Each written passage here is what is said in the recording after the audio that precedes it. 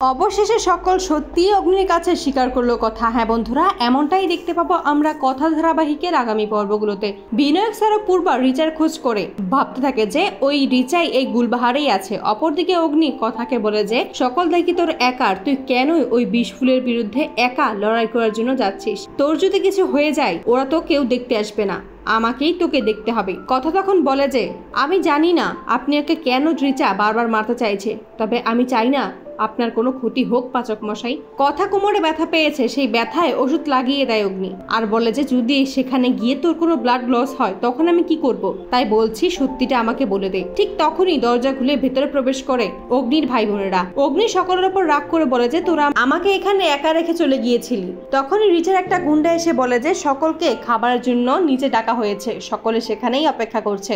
অপরদিকে সকলেই যখন সেখান থেকে চলে যায়, কথা বিনায়ক স্যারকে ফোন করে বলে এবং বলে যে সে সকালেই সকলের সাথে দেখা করার জন্য আসবে। কথা বিনায়ক স্যারের সাথে দেখা করতে আসলে সকলকেই বলে যে ওনাকে এটা বোঝাতে হবে আমরা একটা ভালো উদ্দেশ্যে ওনার সাথে কথা বলতে এসেছি, ওই বিষ ফুলের প্রতিষেধক বানানোর জন্যই ওনার সাথে হাত মেলাতে চাইছি। গুলবাহারের একজন পুলিশ যখন সব কথাই শুনতে পায় তখনই বলে যে আমার কাছে একটা মেয়ের ছবি আছে, অর্ধেক ছবি, তবে আমার মনে হচ্ছে এটাই সেই রিচা। তখনই সেই ছবিটা দেখতে চায় বিনায়ক স্যার এবং সেই ছবিটা দেখেই যে বুঝতে পারে যে এটাই হলো রিচা। কথা তখন বলে আমি তো আপনাকে বলেছিলাম ওই রিচা নিশ্চয়ই ছদ্মবেশে এইখানে আসবে, আর ঠিক সেটাই হলো। অন্যদিকে রিচা জনাবের সাথে বসে থাকে, তখন একজন লোক বলে যে কথাকলি গুহ পুলিশের সাথেই আছে।